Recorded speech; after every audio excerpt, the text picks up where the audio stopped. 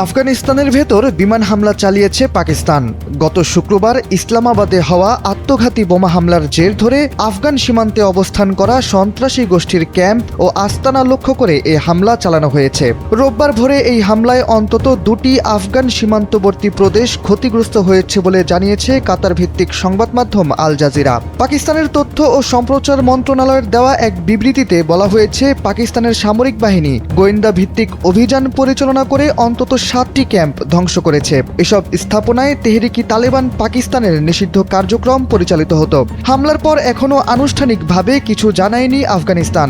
তবে আল জাজিরাকে কয়েকটি আফগান সূত্র জানিয়েছে, রোববারে পাকতিকা ও নানগারহার প্রদেশে হামলা দুটি করা হয়, যাদের ভেতর পাকতিকা প্রদেশের হামলাটি ছিল ড্রোন হামলা।